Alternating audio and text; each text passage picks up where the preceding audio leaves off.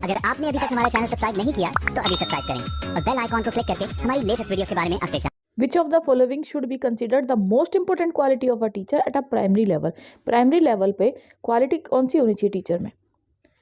Competent in methods of teaching and knowledge of subject, अपने subject की knowledge होनी चाहिए और पढ़ाने के तरीके आने चाहिए. Competent to teach in highly standard language, जब पढ़ाता तो हाईली स्टैंडर्ड लैंग्वेज होनी चाहिए, रहना चाहिए. एंड परसेवरेंस, तो पढ़ाने के लिए टीचर के अंदर क्या होना चाहिए? पेशेंस होना चाहिए, धैर्य. बच्चों को पढ़ाने के लिए आपके अंदर, एक टीचर के अंदर बहुत ज़्यादा पेशेंस होना चाहिए, धैर्य होना चाहिए. तो जब बात आएगी प्राइमरी लेवल की तो आपके अंदर पेशेंस एंड परसेवरेंस. तो याद कैसे रखोगे? बड़ा सिंपल है. P for primary, P for patience, P for Perseverance. ठीक है. प्राथमिक स्तर पर एक शिक्षक में निम्न में से किसे सबसे महत्वपूर्ण विशेषता मानना चाहिए? शिक्षक पद्धति और विषयों के ज्ञान में दक्षता, अति मानक भाषा में पढ़ाने में सक्षम, या पढ़ाने की उत्सुकता, या धैर्य और दृढ़. तो क्या होना चाहिए? धैर्य और दृढ़. Dash is consider a sign of motivated teaching. Teacher का क्या साइन होता है? क्वेश्चनिंग बाय स्टूडेंट्स, अगर स्टूडेंट्स क्वेश्चन कर रहा है, या pin drop of silence in the class, या क्लास में बिल्कुल शांति है, या maximum attendance in the class, या क्लास में सभी बच्चे अटेंड कर रहे हैं, या remedial work given by the teacher, या टीचर के द्वारा रिमीडियल काम दिया जा रहा है. तो काफ़ी इंपॉर्टेंट क्वेश्चन है. तो सबसे ज़्यादा इंपॉर्टेंट चीज़ क्या होती है? तो क्वेश्चनिंग का मतलब क्या है? बच्चे अटेंटिव है और टीचर की बात अच्छे से ध्यान से सुन रहे हैं और वो क्वेश्चनिंग कर रहे हैं. तो डैश को एक अभिप्रेरक शिक्षक का संकेत माना जाता है विद्यार्थी द्वारा. At lower classes play way method of teaching is based on. छोटी क्लासों में जो प्ले वे मेथड से आप सिखाते हो तो वो किस पे बेस्ड होता है? Psychological principles of development and growth, जो मनोविज्ञान है बच्चे का कि किस तरह से वो डेवलप करते हैं, किस तरह से उनकी ग्रोथ होती है, या सोशलॉजी प्रिंसिपल ऑफ टीचिंग, या पढ़ाने के सामाजिक सिद्धांतों पर, या फिर theory of physical education program, या फिर कोई फिजिकल एजुकेशन प्रोग्राम बना रहे हो, या principle of method of teaching, या पढ़ाने के कोई तरीके हैं. तो देखिए, जब भी बात आएगी प्ले वे मेथड की, ठीक है, प्ले वे मेथड क्या है? साइकोलॉजिकल प्रिंसिपल है. तो P for play way, P for psychological. ठीक है, P से साइकोलॉजी स्टार्ट होती है, साइलेंट होता है P. Of development and growth, बच्चे की डेवलपमेंट और ग्रोथ के साइकोलॉजिकल प्रिंसिपल्स होते हैं प्ले वे मेथड. तो राइट आंसर आपका ए हो जाएगा. हिंदी में, निचली कक्षा में शिक्षा की खेल पद्धति मूल रूप से आधारित है विकास एवं वृद्धि के मनोवैज्ञानिक सिद्धांतों पर. The term curriculum in the field of education refers to. शिक्षा के क्षेत्र में करिकुलम क्या होता है? इवेल्यूशन प्रोसेस, कि बच्चे का टेस्ट ले रहे, जानना चाहते हो कि कितना बच्चे ने सीख लिया. ये test material to be used in the class, कि बच्चे का टेस्ट मटेरियल यूज किया है क्लास में. या method of teaching and content to be taught, या फिर ये देखा है कि पढ़ाने के तरीके क्या हैं और बच्चे को कितना सिखाया गया है. या overall program of the school which students experience on a day to, कि करिकुलम क्या है? आपका पूरा ओवरऑल प्रोग्राम है कि बच्चा हर दिन अब क्या सीखेगा.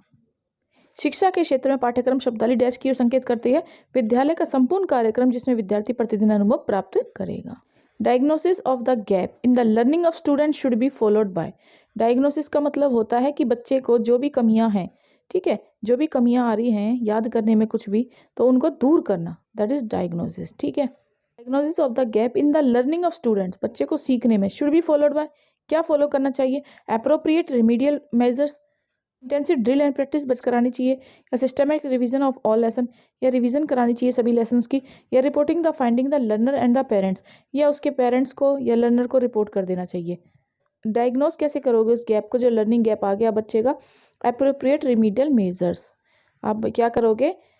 अच्छे से उसका उपचार करोगे कि कहाँ कमी रह गई, कहाँ डेफिशिएंसी रह गई, बच्चा कहाँ नहीं सीख पाया, उसको दोबारा से सिखा दोगे. ठीक है, अभी कोविड टाइम में आपने देखा था कि बच्चे 2-2 साल तक स्कूल नहीं गए थे, तो हमने भी यही सब किया था कि बच्चा जहाँ जो चीज़ें बच्चा नहीं सीख पाया उसको दोबारा अच्छे से सिखाई गई. विद्यार्थियों के सीखने में जो रिक्तियाँ रह जाती हैं उनके निदान के लिए क्या होना चाहिए? समुचित उपचारात्मक कार्य. विच of the following does not reflect teaching for understanding. Reflect नहीं करता है जब आप टीचिंग कराते हो. नहीं पूछा, निम्नलिखित में से कौन सा समझ के लिए शिक्षण को प्रदर्शित नहीं करता है? ठीक है, कौन सी चीज़ है जिससे बच्चा नहीं समझ पा रहा है? Ask student to explain a phenomenon or a concept in their own word. बच्चे से बोलो कि बेटा जो आपने सीखा है उन सबको एक्सप्लेन करो अपने शब्दों में, तो इससे तो बच्चा सीखेगा. Teach students to provide example to list how a law work. बच्चे को एग्जाम्पल देके बताना कि किस तरह से लॉ काम करता है. Help student see similarity and differences in the genealogies. तो बच्चे की हेल्प करना कि बच्चे को बोलना कि क्या क्या डिफरेंसेस हैं चीज़ों में, क्या सिमिलरिटी, ये सब देखना. तो इन तीनों चीज़ों से तो बच्चे की समझ बढ़ेगी, अंडरस्टैंडिंग बढ़ेगी. Enable students to memorise. जब भी बात मेमोराइज की या रटवाने की आएगी तो उससे बच्चे को कोई भी अंडरस्टैंडिंग नहीं बढ़ती। बच्चे को अगर आप रट्टू तोता बना रहे हो, जहाँ भी ऑप्शन में इस तरह की चीज़ें दिखे, मेमोराइज करा रहे हो या प्रेशराइज कर रहे हो उसको रटने के लिए, तो ये नोट पूछा है तो इससे अंडरस्टैंडिंग नहीं बढ़ेगी। डी आंसर आपका राइट आंसर हो जाए। हिंदी में देखिए, निम्नलिखित में से कौन सा समझ के लिए शिक्षण को प्रदर्शित नहीं करता? तो विद्यार्थियों को एकाकिक तथ्य और प्रक्रियाओं को याद कराना। बच्चे को सिर्फ रटवा रहे हो कोई भी चीज़, तो उससे कोई समझ नहीं पड़ती, बाकी सब चीज़ों से उसकी समझ बढ़ेगी। The emphasises from teaching to learning can be shifted by. Emphasises का जोड़ देना, तो ठीक है, शिक्षण से अब सिखाने पर किस पर जोर दिया जा रहा है? अडॉप्टिंग चाइल्ड सेंटर्ड पेडागोजी, बच्चे को ध्यान में रखकर पढ़ाना। आजकल हम इसी पे तो फोकस कर रहे हैं। आप सब भी तो टीचिंग में केवीएस में भी देख रहे हो ना, 60 मार्क्स की पेडागोजी आ गई है कि एज ए टीचर आपको पता होना चाहिए कि बच्चा किस तरह से सीखता है, तो यही राइट आंसर है। बाकी देख लेते हैं। इंकरेज रोट लर्निंग, रटना तो बच्चे को कभी नहीं सिखाएंगे, दो तो कभी नहीं होगा, रटना कभी भी नहीं होगा। अडॉप्टिंग फ्रंटल टीचिंग, सिर्फ टीचिंग के अच्छे अच्छे मेथड अपना लिए आपने। फोकसिंग ऑन एग्जामिनेशन रिजल्ट, या फिर आप रिजल्ट पे फोकस कर रहे हो। तो देखिए, सबसे ज़्यादा आपके लिए इंपॉर्टेंट क्या है? बच्चा। जब पढ़ा रहे हो या सिखा रहे हो तो किसको सिखा रहे हो? बच्चे को, तो उसको ध्यान में रख के आपको पढ़ाना है। तो adopting child centred pedagogy. Hindi में देखिए, शिक्षण से अधिगम पर बल देने वाला परिवर्तन हो सकता है बाल केंद्रित शिक्षा पद्धति अपनाकर, रटने को प्रोत्साहन करके, या अगर शिक्षण की तकनीक अपनाकर, या परीक्षा परिणामों पर केंद्रित होकर। कुछ भी नहीं होता। सबसे ज़्यादा किससे होगा? बाल शिक्षा केंद्र अपनाकर। The most effective method to teach the concept of germination of seeds. बच्चे को बीज लगाना सिखा रहे हो कि बच्चे को सिखा रहे हो कि बीजों से पेड़ कैसे अंकुरित होते हैं। इसके लिए कौन सा तरीका अच्छा रहेगा? To make the students plant seeds and observe stages of germination. बच्चे को बोल दिया कि एक पौधा लगाओ, ठीक है, एक बीज डालो, पौधा जैसे बनता है उसको देखते रहो, उसके हर स्टेज को ध्यान से देखो। टू ड्रॉ पिक्चर, या फिर पिक्चर दिखा दिया black board and give description. Black board पे कोई पिक्चर बना दी है, आपने ड्रॉ कर दिया, उसके बारे में डिस्क्राइब कर रहे हो। To show pictures of seeds grow, ठीक है, या फिर पिक्चर्स ही दिखा रहे हो कि किस तरह से सीड पौधा बनती है, ठीक है। ये टू गिव डिटेल एक्सप्लेनेशन, या बच्चे को एक्सप्लेनेशन दे रहे हो। देखो, आजकल ना रियल लाइफ में बच्चा हर चीज़ अपने आप एक्सपीरियंस से देखता है, ऑब्जर्व करके सीखता है। तो फर्स्ट आपका ठीक हो जाएगा। बच्चे से बोलो कि एक ना पौधा ले, मतलब बच्चे से बोलो कि एक सीड गमले में बो दे, और फिर बाद में उसे ऑब्जर्व करता है किस तरह वो बढ़ता है। ये ज़्यादा बेस्ट रहेगा। हिंदी में देखिए, बीजों का अंकुरण संकल्पना के शिक्षण की सबसे प्रभावी पद्धति क्या है? शिक्षा विद्यार्थियों द्वारा पौधे के बीज बोना और उसके अंकुरण के चरणों का अवलोकन करना। A teacher never give answer to question herself. Teacher कभी भी क्वेश्चन का आंसर नहीं दे रही है। She encourage her students to suggest answer. वो बच्चे को एंकरेज कर रही है सजेस्ट करने, आंसर देने के लिए। Have group discussion and adopt collaborative learning. This approach is based on the principle. तो ये अप्रोच किस पे बेस्ड है?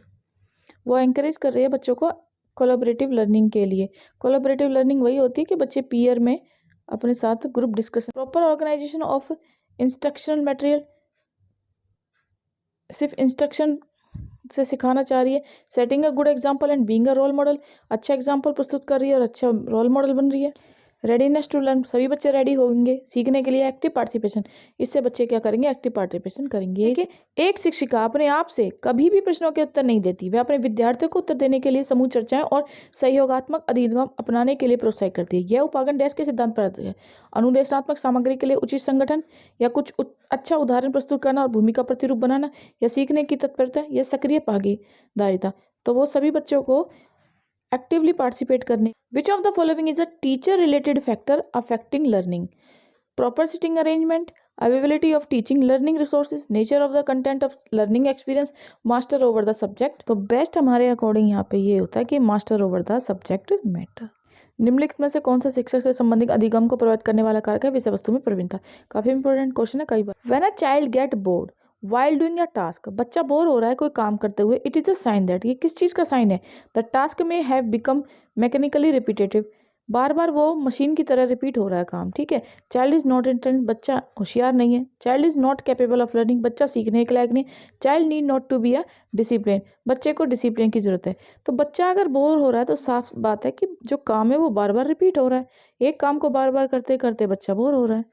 जब बच्चा कार्य करते हुए उबने लगता है तो इस बात का संकेत है कि संभवतः कार्य यांत्रिक रूप से बार बार हो रहा है, इसीलिए वो बोर हो रहा है। A teacher engages her learners in a number of group activity such as group discussion, group project, role plays, etc. The learning dimension its highlight is, देखो टीचर क्या कर रहा है, बच्चे को बार बार ग्रुप में डिस्कशन करा रहा है, ग्रुप में ही प्रोजेक्ट करा रहा है, तो ये क्या है, लैंग्वेज गाइडेड लर्निंग। लैंग्वेज की तो कहीं बात ही नहीं हो रही है ऐसी। कंपटीशन बेस्ड लर्निंग, कोई कंपटीशन भी नहीं करा रहा है। Learning as a social activity, group में करा रहा है तो सोशल एक्टिविटी है, सारी चीज़ें ग्रुप में हो रही हैं। ठीक है, तो ये कौन सा चीज़ हाईलाइट करता है, ग्रुप में रहना, समाज में रहना, सामाजिक social activity. Learning through recreation, तो ऐसा भी कुछ नहीं है। एक शिक्षिका अपने शिक्षार्थियों को उनकी तरह की सामूहिक गतिविधियों में व्यस्त रखती है, जैसे डेस्क, समूह चर्चा, समूह परियोजना, भूमिका निर्वाह। तो यह सीखने के किस आयाम को उजागर करता है, सामाजिक गतिविधियों के रूप में। ठीक है, a teacher always help her learners link the knowledge they have derived in one subject area with the knowledge from other subject area, this help to promote. एक शिक्षिका अपने शिक्षार्थियों की सदैव इस रूप में सहायता करती है कि वे एक विषय क्षेत्र से प्राप्त ज्ञान को दूसरे विषय क्षेत्र के ज्ञान के साथ जोड़ सके। इससे वो क्या कर रही है, इंडिविजुअल डिफरेंसेस, हर बच्चा अलग अलग है, ये दर्शाना चाह रही है। लर्नर्स ऑटोनॉमी, बच्चा अपने आप सीख रहा है, ये रेनफोर्समेंट, पुनर्बलन कर रही है। या correlation and transfer of knowledge, या चीज़ों को जोड़ रही है और नॉलेज को ट्रांसफर कर रही है। तो राइट आंसर आपका डी हो जाएगा।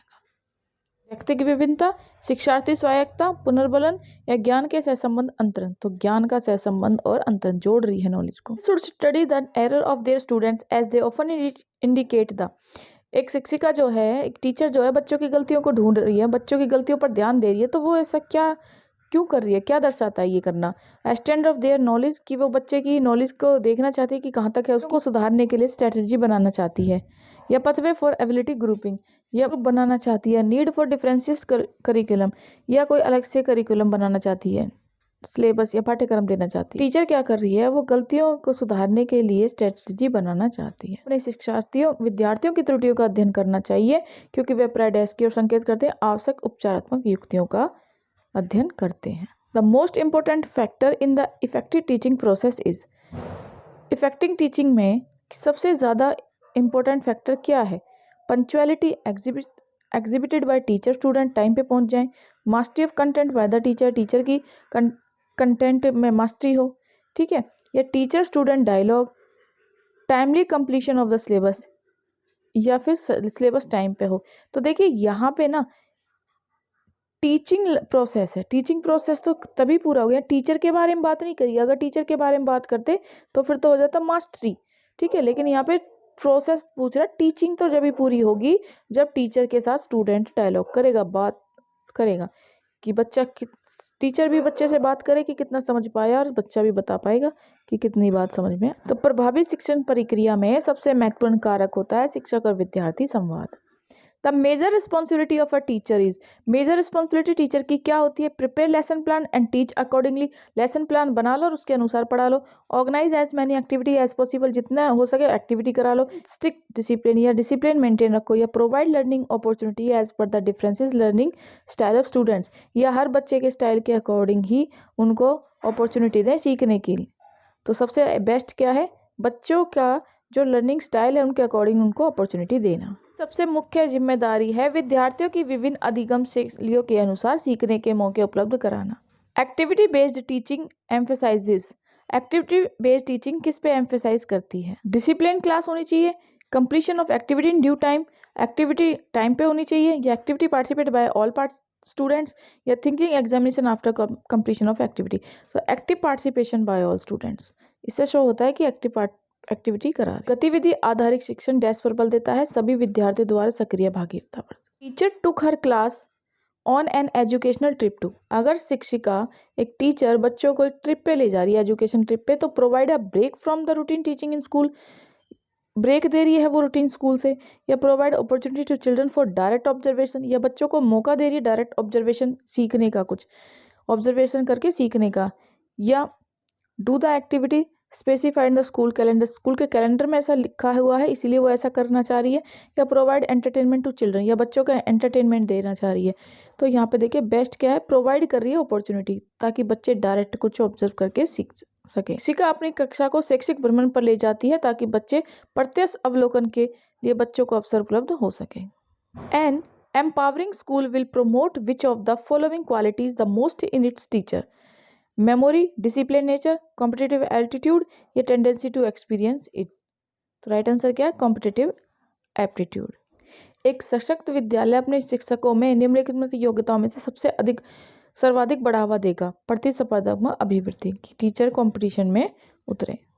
While teaching a single parent child, ऐसा बच्चा बैठा है जिसके पास एक सिंगल पेरेंट्स है, यानी या तो माँ है या फिर पिता है। टीचर को क्या करना चाहिए? Treat such a child differently, assign lesser home assignment to such a child, उसको कम काम देना चाहिए घर के लिए। Provide stable and consistent environment, उसको स्टेबल और कंसिस्टेंट लगातार मतलब ऐसा एनवायरनमेंट प्रोवाइड करना चाहिए अलग से। Overlook this fact and treat such a child as at par with other children, इस सब फैक्ट को देखने के बाद भी उसे अदर चिल्ड्रन जैसा ट्रीट करना चाहिए। तो उसे डी ऑप्शन राइट है। तो एकल अभिभावक वो होता है जो सिंगल पेरेंट्स, एक ही होता है पेरेंट्स में, माता या पिता वाले बच्चे को पढ़ाते समय शिक्षक को क्या करना चाहिए? इस तथ्य को अनदेखा कर देना चाहिए और नॉर्मल बच्चों की तरह उसे पढ़ाना चाहिए। D, which of the following principle is not involve in lesson planning, lesson planning में नहीं आना चाहिए। तो क्लैरिटी ऑफ ऑब्जेक्ट तो होना चाहिए, ऑब्जेक्ट आपको पता होना चाहिए ना कि मेरा क्या ऑब्जेक्ट है। नॉलेज ऑफ टीचिंग, पढ़ाने का भी ज्ञान होना चाहिए। रिजिडिटी ऑफ प्लानिंग, जैसा आपने प्लान कर लिया उसी के अनुसार रिजिड बने रहना, जैसा किया है सिर्फ उसी पे डिपेंड होना, यानी उसमें कोई चेंज ना लाना। भाई जैसी सिचुएशन है अकॉर्डिंग टू सिचुएशन आपको चेंज तो लाना पड़ेगा ना। अब जैसे कोविड आया था तो कोविड में बच्चे ऑनलाइन पढ़ रहे थे क्योंकि ऑफलाइन नहीं आ सकते थे, और आप रिजिड हो जाओ और आप कहो कि नहीं मैं ऑनलाइन नहीं पढ़ाऊंगा, मैं तो सिर्फ ऑफलाइन ही पढ़ाऊंगा, तो ऐसा तो पॉसिबल था ही नहीं, सिचुएशन ही नहीं थी। तो रिजिडिटी ऑफ प्लानिंग नहीं चलेगी, आपको रिजिड नहीं होना है। नॉलेज ऑफ पीपल्स, बच्चे का ज्ञान ये भी होना चाहिए। तो निम्नलिखित में से कौन सा सिद्धांत पाठ योजना से संबंधित नहीं है? नहीं पूछा है तो योजना की दृढ़ता। Teacher should treat error committed by students as blunder as take serious notes for each error, measure success as the number of times students avoid making mistakes, not correct students while they are trying to communicate ideas, focus more on lecturing and provide a fundamental। तो teacher को क्या करना चाहिए? उसकी बच्चे की गलती पर ध्यान देना चाहिए कि वो क्या गलतियां कर रहा है, उसे सीरियसली लेना चाहिए। Not correct student while they are trying to communicate idea, चाह रहा है अपने आइडिया को कम्युनिकेट करना चाह रहा है तो वहाँ पे करेक्शन नहीं करनी चाहिए।